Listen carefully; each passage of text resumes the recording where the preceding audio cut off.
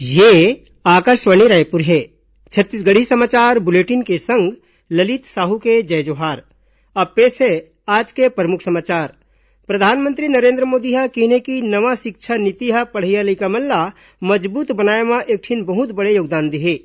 मुख्यमंत्री भूपेश बघेल हा बीजापुर जिला में 96 करोड़ रुपया के लागत ले बनैया 171 ठन विकास काम के ई लोकार्पण और भूमि पूजन करेन और राजधानी रायपुर समेत राजनांदगांव, बिलासपुर और दुर्ग के शहरी क्षेत्र मन में लॉकडाउन खत्म होए के बाद आज ले दुकान और बाजार मन ला खोले गिस।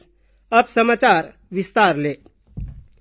प्रधानमंत्री नरेंद्र मोदी हा आज कहिन की नवा शिक्षा नीति हा पढ़इया लइका मन ला मजबूत बनाए म एकठिन बहुत बड़े योगदान देहे। राष्ट्रीय शिक्षा नीति के बारे में एकठिन कार्यक्रम ला संबोधित करत ओमन कहिन की देश के शिक्षा व्यवस्था हा मजबूत होना चाहिए। ओमन यहू कहिन की नवा शिक्षा नीति ले नवा भारत के निर्माण में नींव रखी। श्री मोदी हा कहिन की क्षेत्रीय भाषा मन में पढ़ाए ले छोटे लइका मन ला फायदा मिलही और पाठ्यक्रम के बोझ हा कम होही।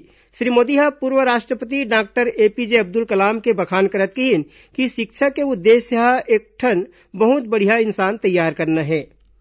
प्रधानमंत्री नरेंद्र मोदी हा राष्ट्रीय हथकरघा दिवस के मौका में देश के हथकरघा और हस्तशिल्प क्षेत्र ले जुड़े जम्मो लोगन मन के अभिनंदन करिन। ए मौका में ओमन कहिन के मनखे मन हा देश के जुन्ना कलाकारी ला जीवित राखे में अपन योगदान देवत है। अपन ट्वीट संदेश में ओमन देशवासी मन ले कहिन कि आत्मनिर्भर भारत बनाए खातिर ज्यादा ले ज्यादा हाथ ले बनाए गए जिनिस मन के इस्तेमाल करे। ए मौका में कपड़ा मंत्री स्मृति ईरानी हा 6वां राष्ट्रीय हथकरघा कार्यक्रम के उद्घाटन करिन। ए दौरान ओमन हथकरघा उद्योग ला बढ़ावा दे खातिर मोबाइल ऐप के घलो शुरुआत करिन। मुख्यमंत्री भूपेश बघेल हा आज बीजापुर जिला में 96 करोड़ रुपया के लागत ले बनैया 171 ठन विकास काम के लोकार्पण और भूमि पूजन करिन। मुख्यमंत्री हा रायपुर के अपन कार्यालय में वीडियो कॉन्फ्रेंसिंग के माध्यम ले ए काम के शुरुआत करिन। ए मौका में श्री बघेल हा भैरमगढ़ सामुदायिक स्वास्थ्य केंद्र में नवा बनाए गए ट्रामा सेंटर के ई उद्घाटन घलो करिन। ए दौरान मुख्यमंत्री हा भैरमगढ़ में इंद्रावती नदिया में आए जाए खातिर बोट और एम्बुलेंस सेवा देवाए के घोषणा करिन। ओमन कहिन की राज्य के हरेक मनखे मन ला स्वास्थ्य सेवा दिवाना ओखर सरकार के पहली प्राथमिकता हरे। राजधानी रायपुर में लॉकडाउन खत्म होए के बाद आज ले काम काज मन हा पहली जैसन सामान्य हो गए हे। बाजार खुलतेच लोगन मन ला जागरूक करे खातिर जिला प्रशासन डाहर ले कोविड जागरूकता अभियान के शुरुआत करे गे हे। ये अभियान ला चलाए खातिर स्वयंसेवी संस्था मन के घलो मदद ले जाथे।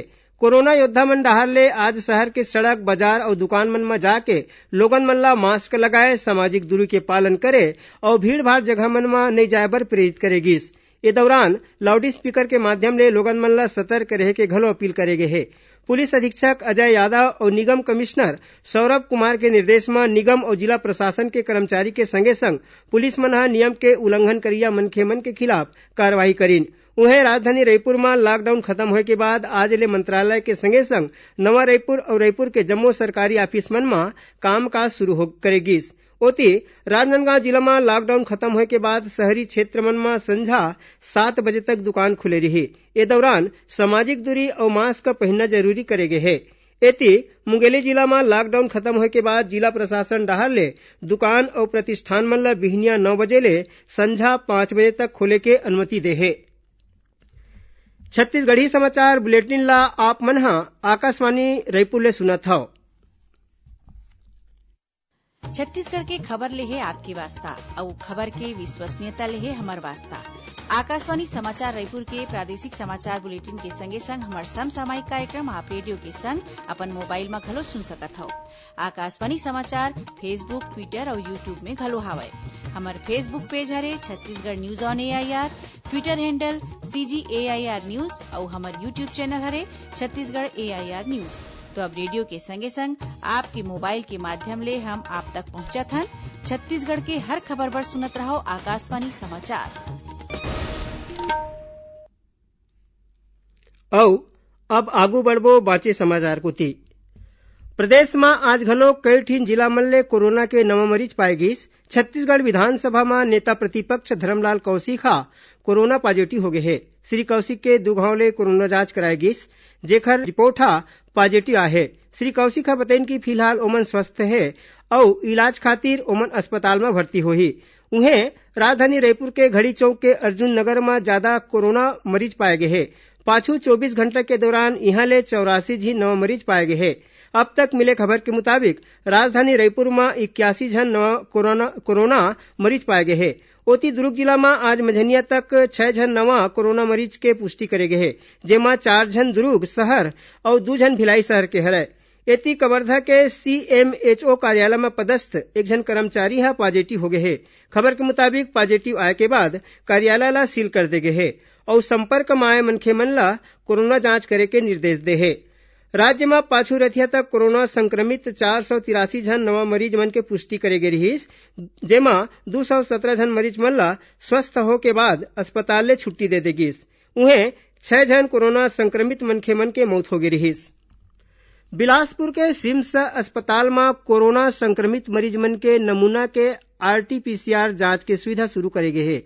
अस्पताल प्रबंधन के मुताबिक 4 झन लैब टेक्नीशियन मन ला रायपुर में RT-PCR जांच के प्रशिक्षण लेबर भेजे गई रहीस।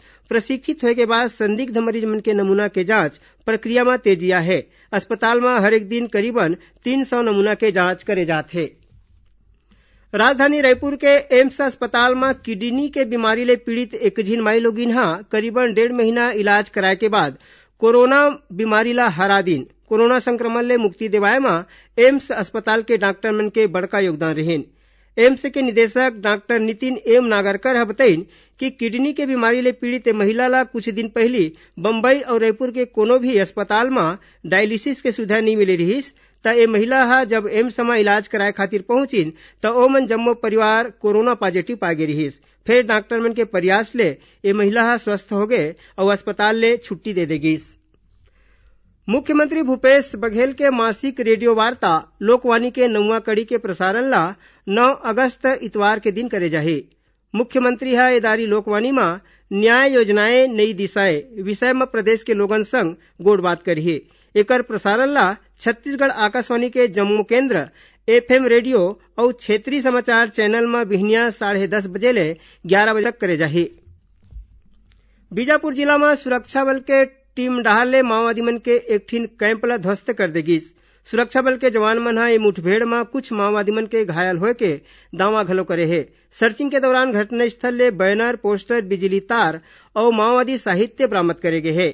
मिले खबर के मुताबिक गंगालूर बासागुड़ा क्षेत्र के जंगल में माओवादी मन के मौजूदगी होए के सूचना मिले रहीस, जेकर बाद पुलिस के टीम हा क्षेत्र में सर्चिंग पर निकले रहीस। इही दौरान पुलिस और माओवादी मन के बीच मुठभेड़ हुई से। राज्य में पुलिस अधिकारी और कर्मचारी मन के मानसिक तनाव ला कम करे खातिर ए समय स्पंदन अभियान चलाए जाते हैं। ये अभियान के तहत कबीरधाम जिला में आज कोरोना वायरस संक्रमण ले बचाव खातिर बढ़िया काम करैया पुलिस के 180 झन अधिकारी और कर्मचारी मन ला सम्मानित करेगिस। ओती कोरिया जिला में घलो पुलिस अधीक्षक चंद्रमोहन सिंह स्पंदन कार्यक्रम के तहत बढ़िया काम करैया पुलिस के कर्मचारी मन ला सम्मानित करीन। स्वतंत्रता दिवस के मौका में होवैया कार्यक्रम के कड़ी में देशभक्ति फिल्मोत्सव आज ले शुरू हो गए। ये कार्यक्रम के आयोजन ला केंद्रीय सूचना और प्रसारण मंत्रालय डाहले करे जाते। केंद्रीय मंत्री प्रकाश जावड़ेकर हा एक ठीन वीडियो संदेश में कहिन कि हमन ला आजादी के 73 साल के खुशी ला एसो ऑनलाइन देशभक्ति के माध्यम ले फिल्म उत्सव के संग मनाना चाहिए। आखिर में प्रमुख समाचार एक घाव फेर। प्रधानमंत्री नरेंद्र मोदी हा किने की नवा शिक्षा नीति हा पढ़ैया लइका मन ला मजबूत बनाए में एक ठीन बहुते बड़े योगदान दिही। मुख्यमंत्री भूपेश बघेल हा बीजापुर जिला में 96 करोड़ रुपया के लागत ले बनैया 171 ठन विकास काम के ई लोकार्पण और भूमि पूजन करीन और राजधानी रायपुर समेत राजनांदगांव, बिलासपुर और दुर्ग के शहरी क्षेत्र मन में लॉकडाउन खत्म होए के बाद आज ले दुकान और बाजार मन ला खोलेगिस। एकरे संग छत्तीसगढ़ी समाचार बुलेटिन यही सिरावत है। जय जोहार।